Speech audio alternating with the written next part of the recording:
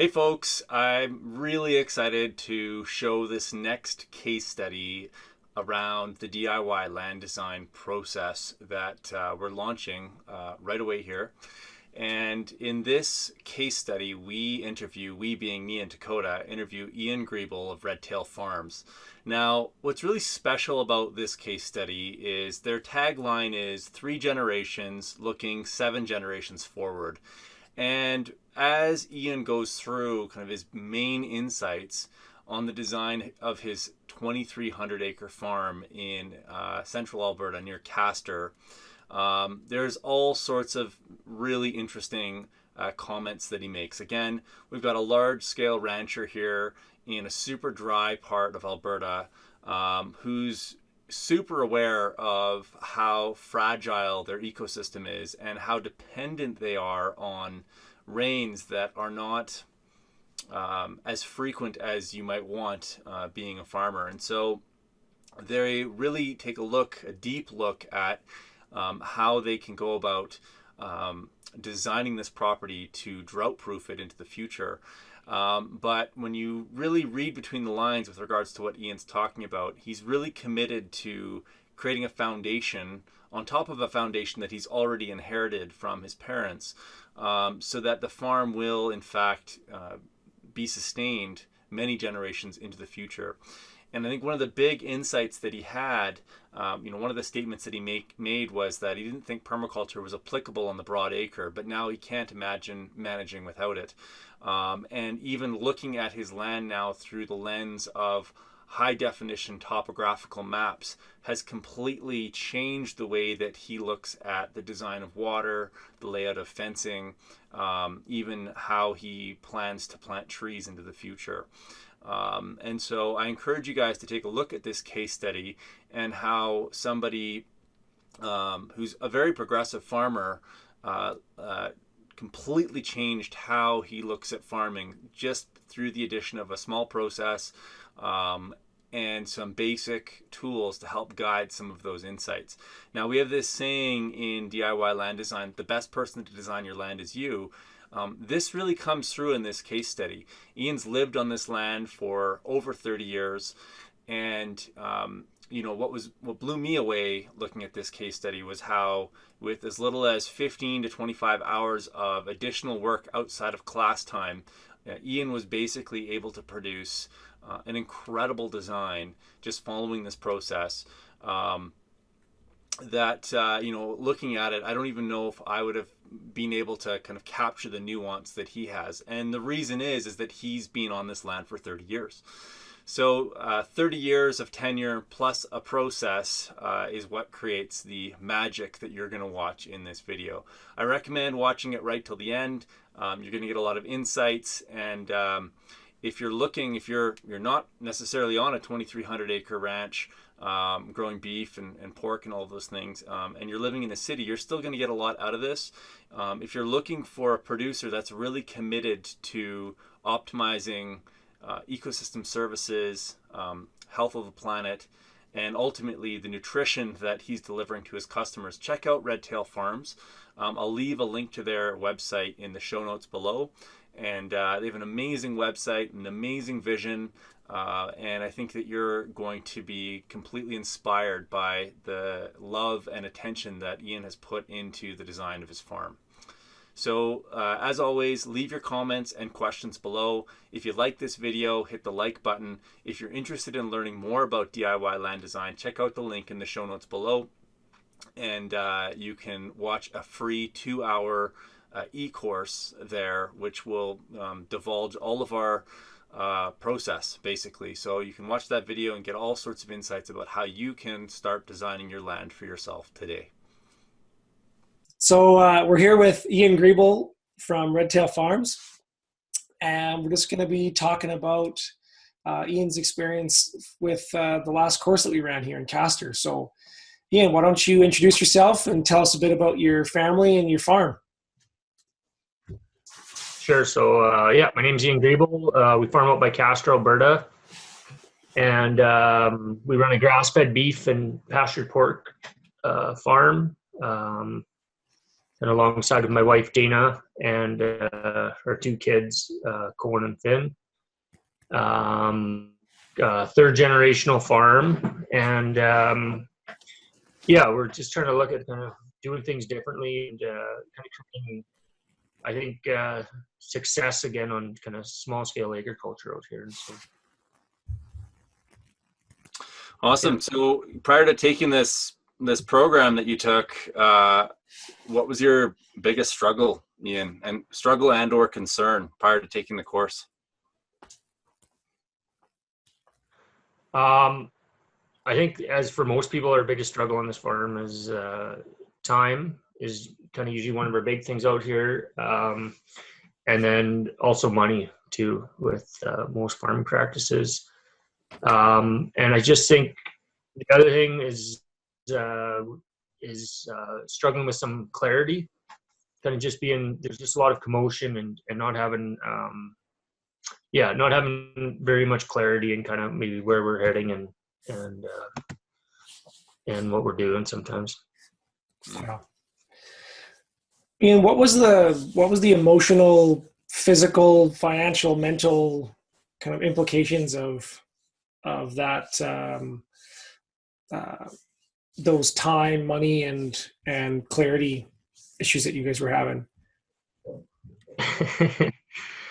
I think it sums it up well when my sister, who also runs a farm, a sheep farm, and like she works her butt off, and her worker came to me and he's like, and then he went back and said to my sister, he's like, holy cow, I thought you were tired. You should see your brother. And so just like actual physical exhaustion. Yeah.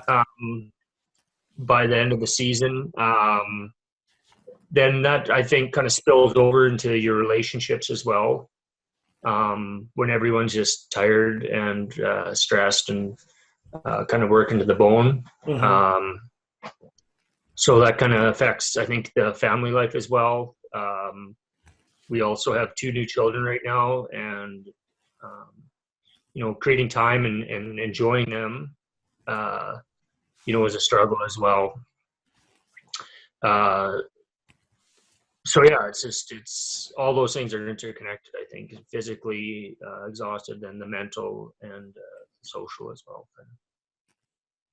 So you've just come through a massive design of the property, which you're going to show us here shortly. I'm curious if you feel like the design work and the thinking that you've gone through this winter, if you can see a path forward and alleviation of some of these issues and improvement within those kind of areas of your life, specifically around the lack of quality of life, I guess, that you're describing, moving towards more quality within those segments, if that makes sense.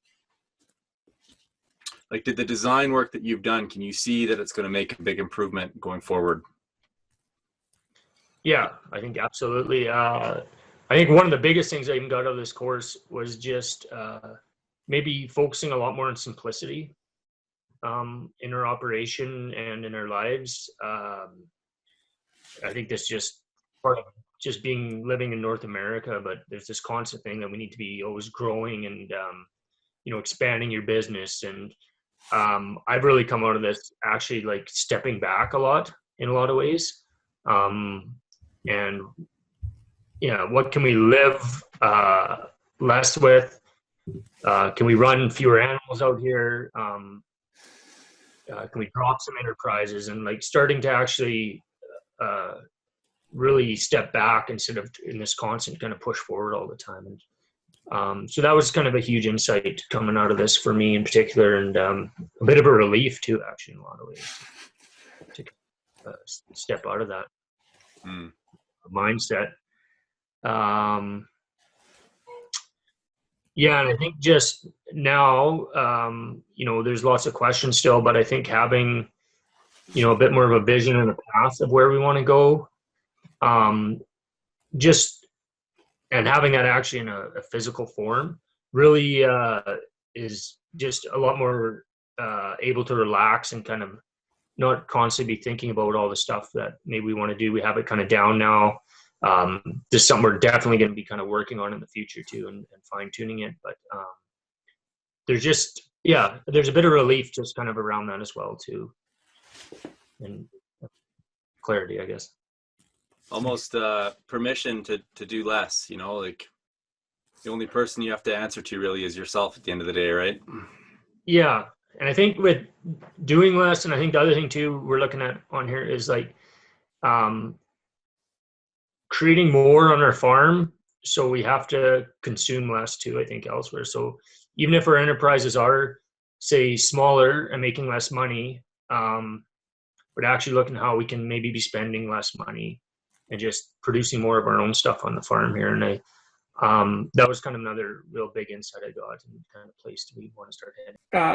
When you look back at last year, when you were heading into summer, and compare it to this year, how are you looking at your land differently now as a result of the course and some of the processes and work that we did?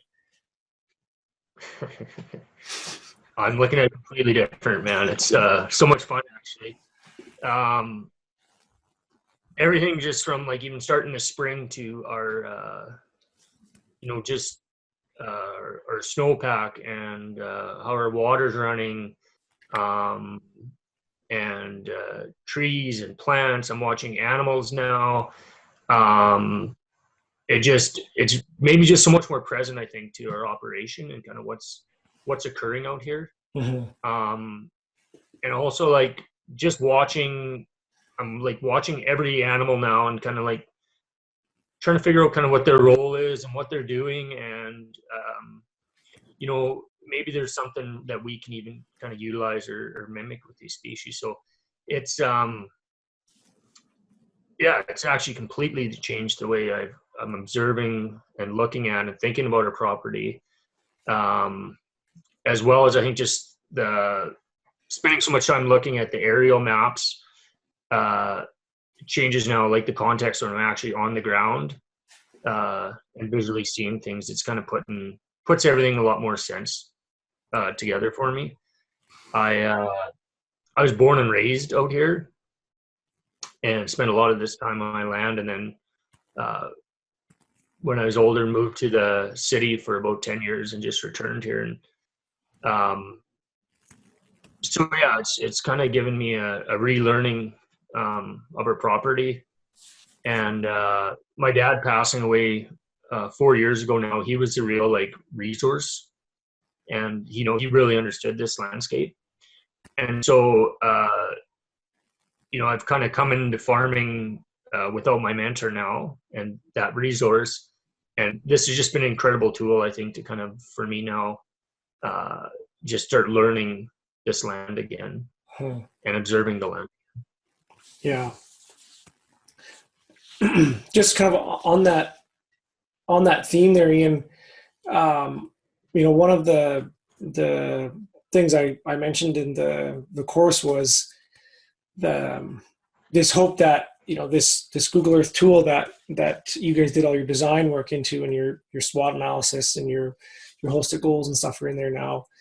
My hope was that it could become a storybook that could capture all the different stories and the history of the land, and then be passed on to the next generation, regardless of whether it was within the family or outside the family. Because, as you just mentioned, that your dad was such a keen observer of the natural world, but when when we pass away, we take all that experiential capital with us. And so, like, for you, what did like when you look forward to Finn and Cohen's future on the farm there, what do you hope to kind of pass on to them, when that succession happens in terms of the stories of the land? Well, I think just from everything from when things have been planted or put in, and just basic things like underground electrical for me even has been challenging around this yard. Dad kind of knew where everything was, and just kind of all that information, and then So that's kind of from this Google Earth standpoint. There's a lot of that, but I think this course, even in a whole, some of these projects and stuff we're looking at now, the things we're looking at doing is very long term. Uh-huh. And I think there's a beauty to actually doing things that in your lifetime you might not even reap the benefits of. But kind of this bigger picture, it's a lot of work, and it's going to take some time. Is just the reality of it. So I'm hoping kind of with this whole thing that we can actually pass on to our next generation a farm that's really flourishing and functioning, and the system really in place, and it's going to give them actually a lot of ease, I think, and I hope to live on this land again if that's what they choose. Mm-hmm. So Ian, you really dove deep into this design. I remember Dakota telling me about how enthusiastically you approached this. I'm curious if it was enjoyable, if it was hard, and I'm also interested in how many hours you put into the project that you're about to show us here. It was actually super easy. There's really only 3 or 4 things you can actually do with Google Earth, so it was not a super complicated program, which is good for me because I'm not a real computer guy. So I think kind of once you get all the context, everything, it's actually is really quite easy to do. I'm probably, I think around that maybe 20 hours now, kind of where we're at. And this is just like kind of, we're really going to expand, I think, particularly probably next winter too, when I have time, really put a lot more time and depth into kind of what we've done here. What was the third question? Did I enjoy it? Yeah, did you enjoy it? It was horrible. Joking. Yeah, I actually thoroughly enjoyed it. It was so exciting for me as everything just started coming together. For the last 2 or 3 years, I've been I constantly thinking about our operation, kind of where I want to head, and it was just amazing once we started really, with the water and working our way through the whole thing. Suddenly at the end, it was just like this kind of aha moment where it's just like, yes, this is kind of where we want to be now. So that was amazing and exciting. And then it's just, I think for us now moving forward in this operation is just kind of, we know the steps we need to take and, to get to where we want to be now. Nice. Do you think you'd be open to showing us your property and the design that you came up with? Yep, for sure. Yeah, great.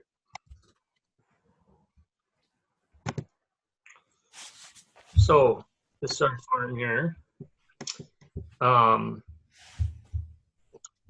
So we operate on about, with our rental and everything, we have about 2,300 acres that we ranch on. And like I was saying, kind of with one of those insights, I'm actually thinking less would be a lot easier, especially kind of as you see here, for everything we want to implement, it's very hard to do on kind of large scale. So I guess my main focus then was not on our whole farm. It was just to start with the main section here.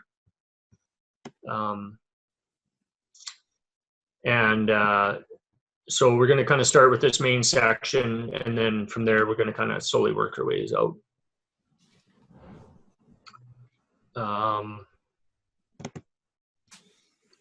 So one of the main things was, and at first, and Coda's pretty adamant about getting these contour lines, and I kind of understood it, but I didn't realize how actually powerful it is knowing these things, understanding, and it's completely shifted how I look at my whole operation, and there's just such an ease now, I think, to being able to read and understand these things. We're quite a flat landscape here, but obviously we still have some contour and water does run around here, and I think we have some real good insights into that. Ian, just kind of on that topic there of the costs, like you ended up getting basically 5 quarter sections mapped, right? Yeah. And the total cost of that was what, around $5,000?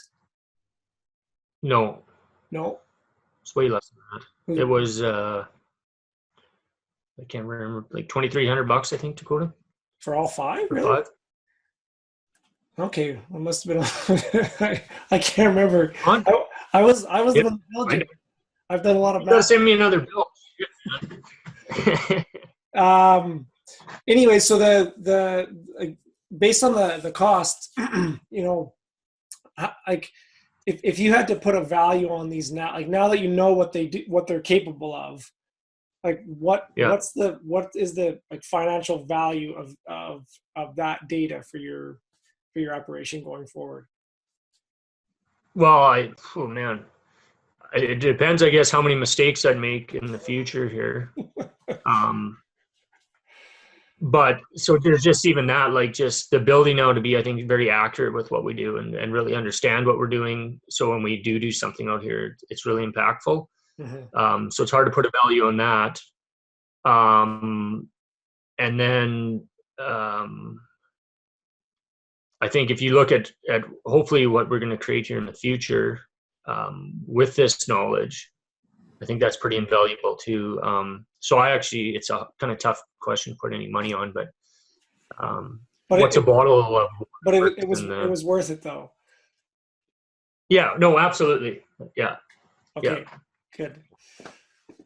And yeah, the problem is now I want to see all my neighbors and the rest of our land too. But yeah, it's kind of one thing.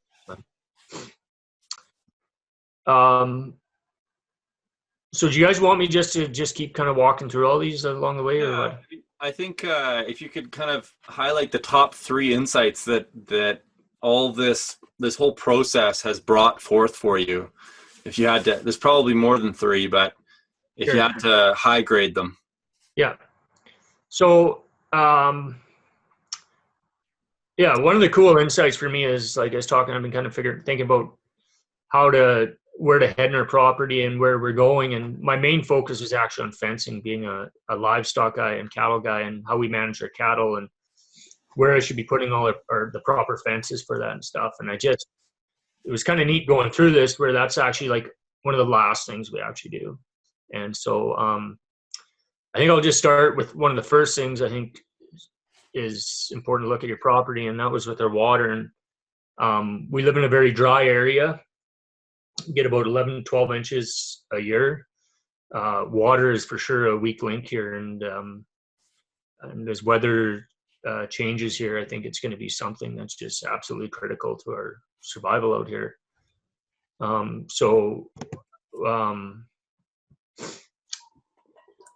think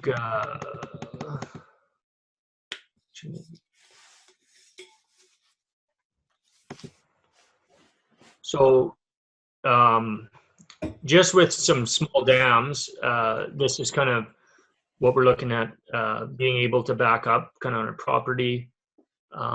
This is all kind of higher elevation back here, and it slowly tapers off down. So giving us, I think, the opportunity to move some of this water around into kind of this area here.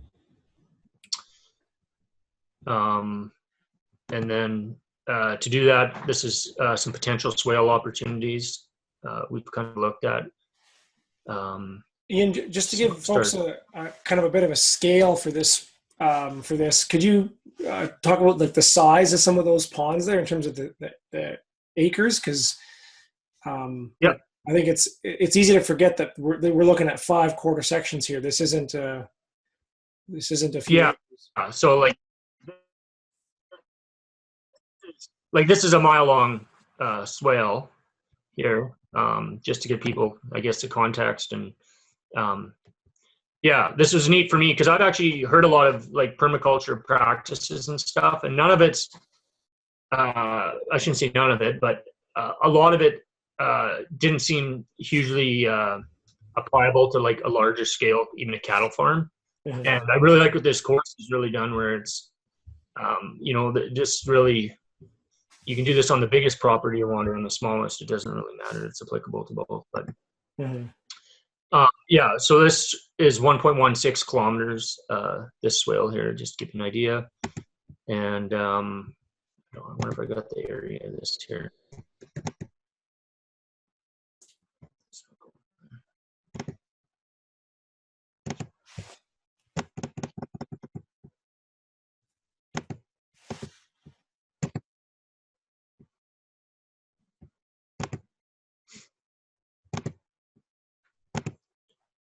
For instance, like this one dam's almost 6 years here.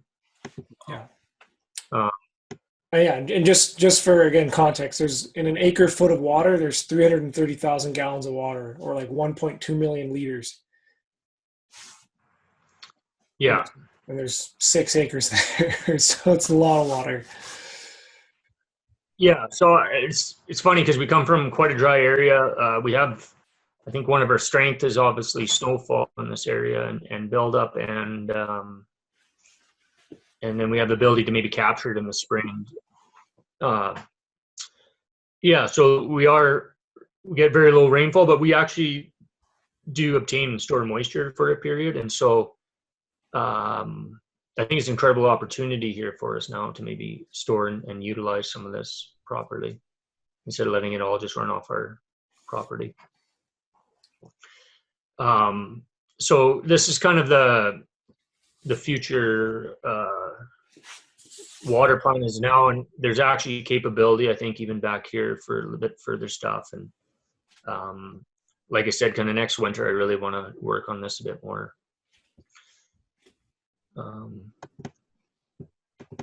So from there, I'm just going to tap into access here, and with our livestock, one of our weak links here was time, and so it's kind of looking, how can we now we move our cattle quite a bit, and how can we do this efficiently as possible, and maybe with the least amount of labor as possible. And so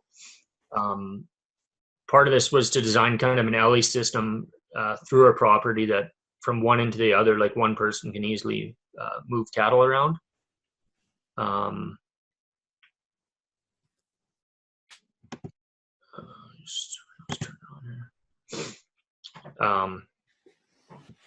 So this was kind of the design with this. Here's our farm site, and then we can bring cattle either down here, and it can access, I'll show you here in a bit, all the paddocks. And then if we've got to bring anything back to the yard, it kind of creates some real ease with that. And then a lot of these roads then, especially roads, is they're going to just be dirt trails, but if we're going to build some of them up, we'll utilize, there's dirt piles right here from this dugout, say, we can use them to now maybe build a bit of this dam here. And so it'll serve as kind of a access and a dam wall as well. And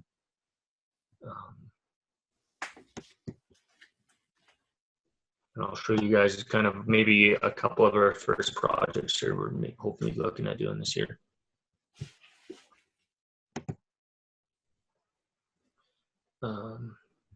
Yeah, so from there, I'll just maybe touch on flora real quick. In particular, trees. We're kind of in a area where we're on the edge, and permaculture, there's kind of a neat thing with edges there, and I think it's a neat thing with where we're located, of the kind of grassland and parklands. And right east and south of us here can be such an arid place, and it's very difficult to try to make a living out in that country.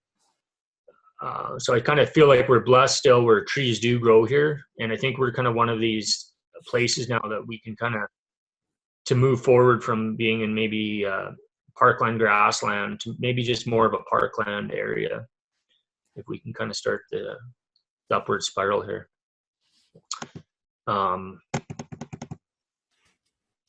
So flora.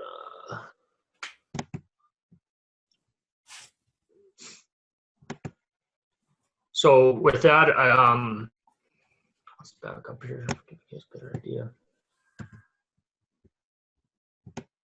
one of our hopes is to do kind of shelter belts kind of around the perimeter of our property.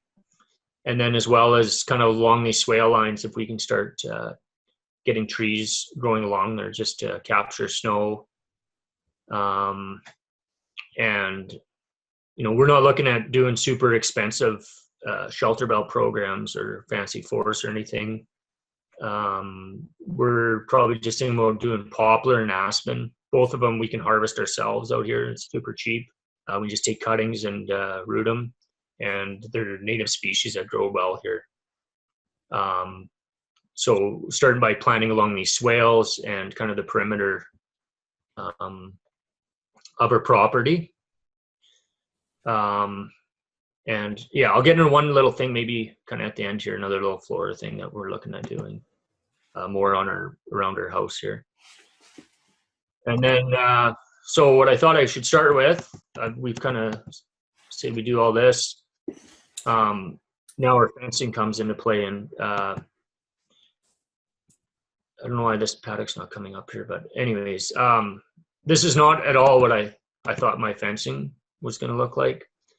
For instance, like this paddock here, you can see the shape of it.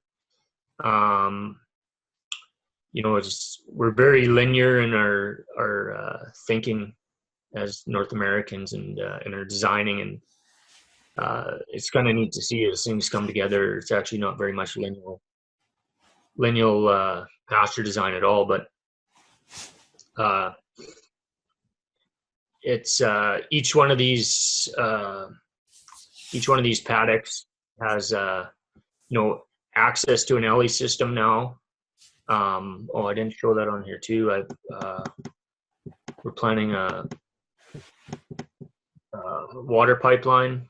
I'll put that in here as well, but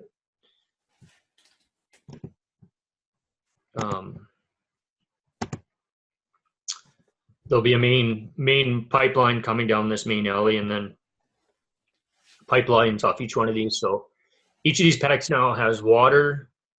It's going to have shelter with trees. It has access back to our property or around the whole farm, and they're actually quite easy with like one real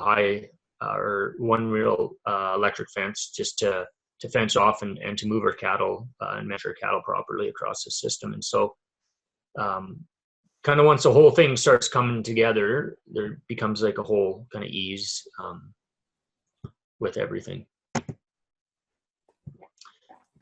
So that's kind of where we've gotten to, like, for mainframe design here. Just obviously quite a few more details that go in there. So we're this is like out in our far zones, and a couple insights we had kind of into our yard here. Maybe I'll just share real quick. Kind of one of, oh, I took my image off here.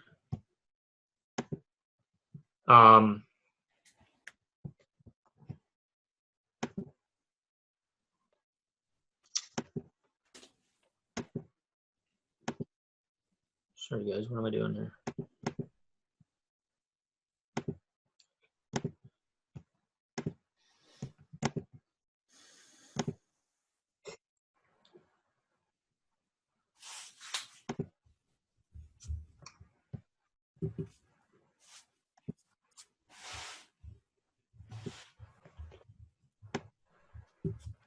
Yeah, so this is our yard, and like I was saying earlier, one of our insights is to start producing a lot more of like our own food, and kind of really decrease our expenses in our life, and just kind of just be able to assist on just kind of simple lives out here.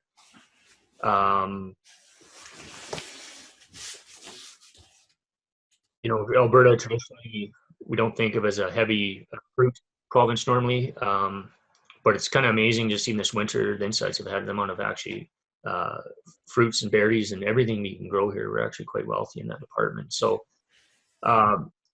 we have about 1 acre here, front lawn. Lawn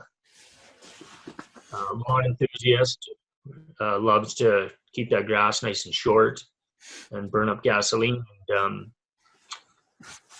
So we kind of decided that this is going to be potentially a food forest and kind of multi-purpose here. I'll kind of just go through that.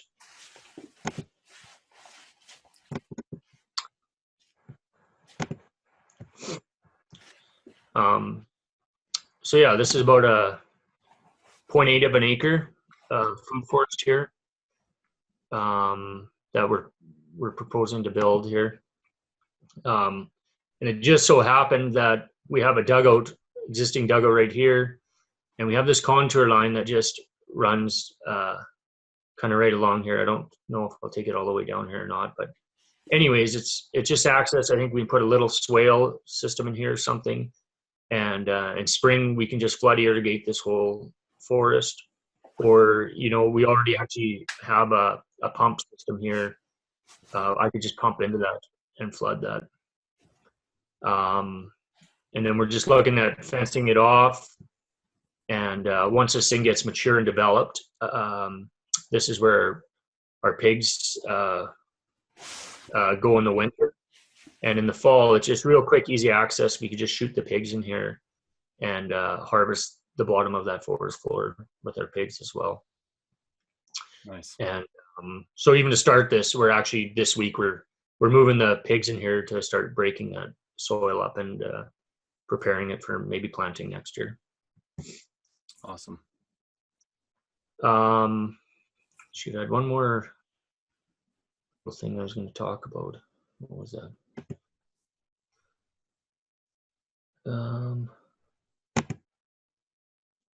Shoot, I forget. Okay, you guys have any questions? Who do you think would benefit from this, Ian? I mean, first of all, actually, before you answer that, I'm shaking my head at the design you just did. That was amazing. We have this saying, the best person to design your land is you. And you've done an incredible job. And, you can tell that you grew up on that land. The contour lines probably helped you, but that's, how old are you now? 30, 37, 38? 35, yeah. 35. It's 35 years of observation plus a few extra little tools and processes. So, Yeah. And you said that took you 20 hours outside of the course. Yeah. Yeah.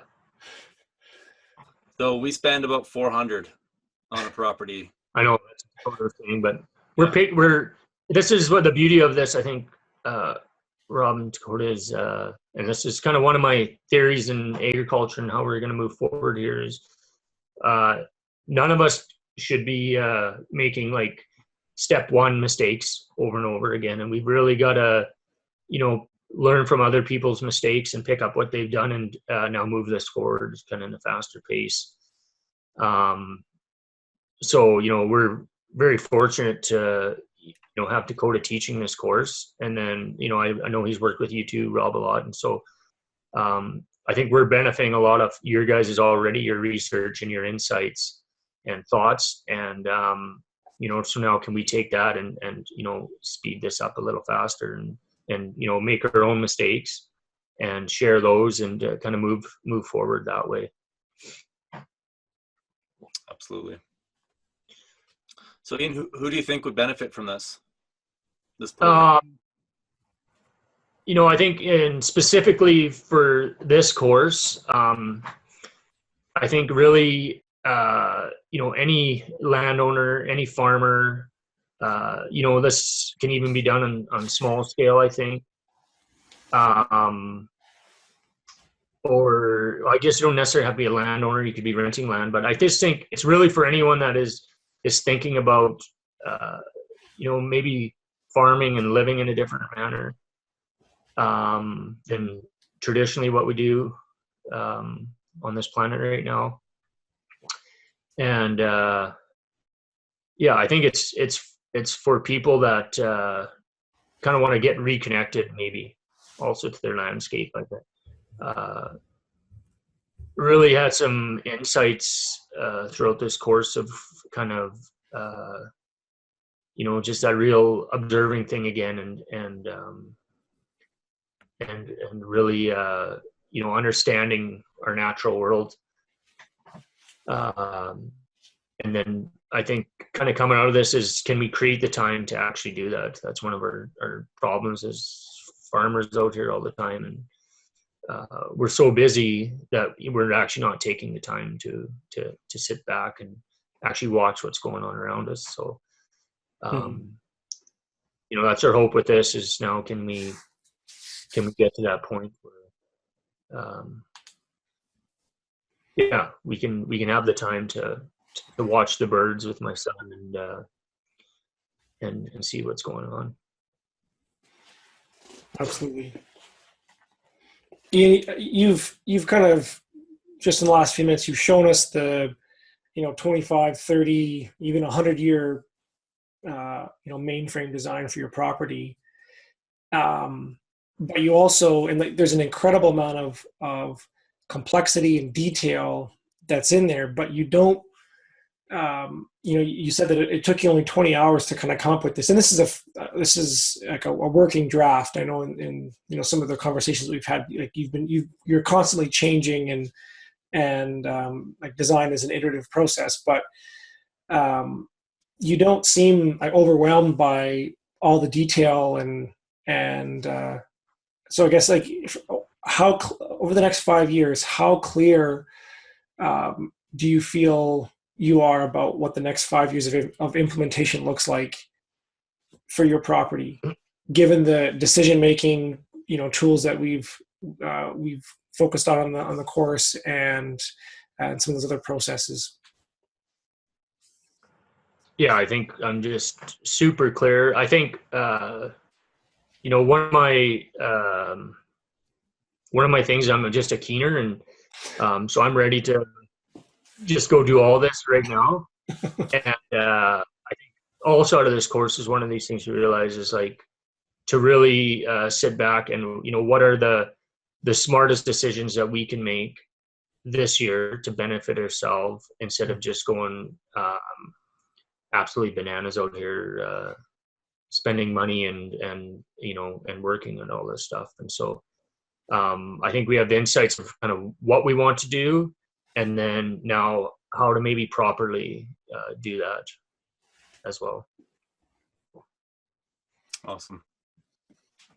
So obviously we've looked at the nuts and bolts, we've looked at the details and the mainframe, but how do you think that this all the information that you've populated into this system, to Google Earth now, is going to influence management and your monitoring process going forward? Yeah, so everything from what crops we're planting now, and what species we're putting, how much we're seeding is going in, and then including our harvest rates. Our grazing program is going to start being put through here as well, kind of our stocking rates, and it literally just starts becoming a kind of the library for a farm.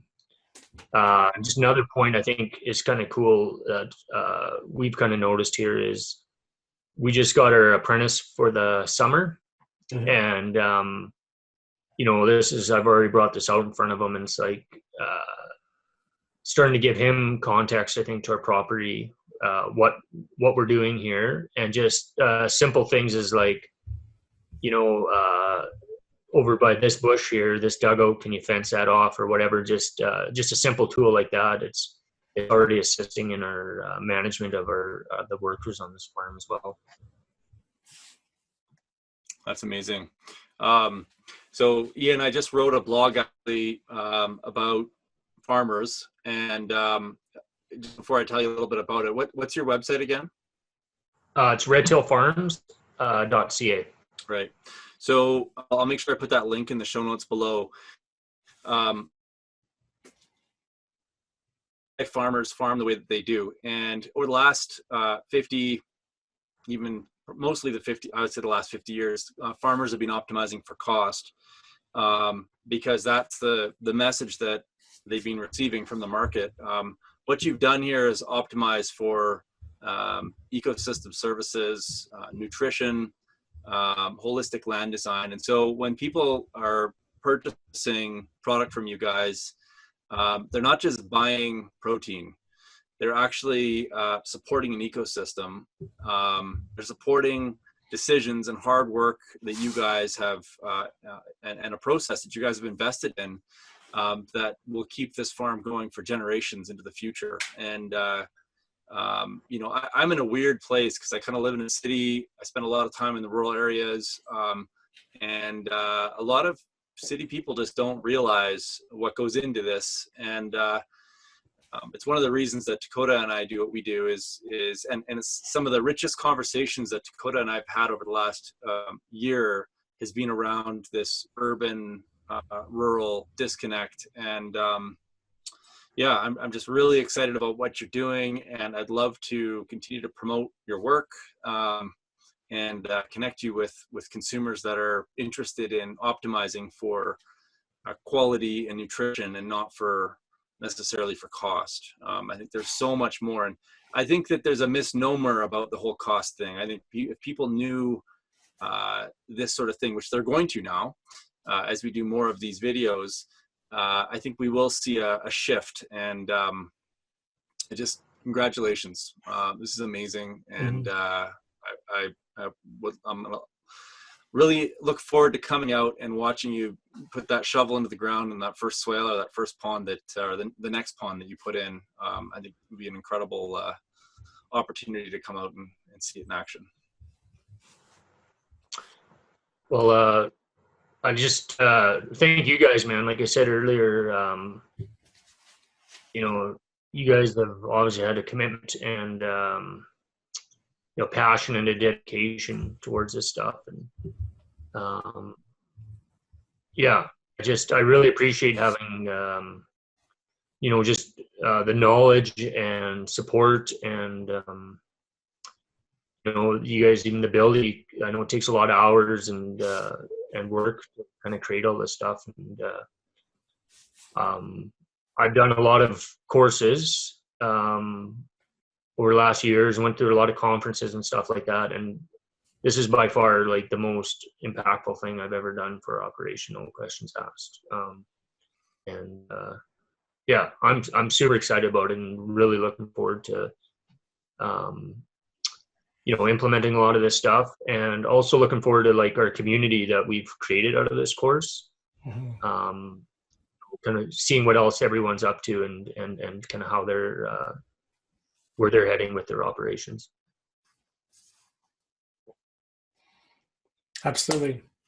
Well, Ian, thanks again so much for your time this evening. It's been amazing to see all the hard work that you've put in, and all those 35 years of observations, and it will even be before that with the work that your parents have done. It's just amazing, and I really look forward to continuing to watch your farm and your family grow, and it's been a pleasure, man.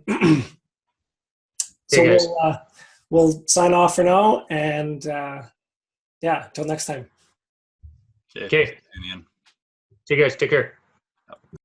Many land stewards feel overwhelmed with the complexity of designing and managing land in a way that is ecologically regenerative, financially sustainable, functionally resilient, and actually enjoyable. Dakota and I have consulted on many dozens of properties across Canada where we work one-on-one with landowners to provide them with the tools, resources, and support to design and manage the property of their dreams with the confidence of having an engineer and a farmer at their sides. Recently, the demand for our services has grown exponentially, but time, money, and distance often prevent us from being able to help. Our online DIY land design course is the solution. Built from our tried and tested 5-step consulting process, this program will allow you to clarify your vision, values, and resources, diagnose your property for strengths, weaknesses, opportunities, and threats, design the resilient property of your dreams, implement your design with the appropriate tools, resources, and support, and manage and monitor your property holistically so you can actually achieve your goals. The best person to design your property is you. Join us for this 12-week program. We guarantee our process will save you time, money, and the tears. Stop the grind and start growing the resilient property of your dreams. If you'd like to chat about this program to see if it's a fit, hit the request a callback button below. We hope to see you in the program real soon.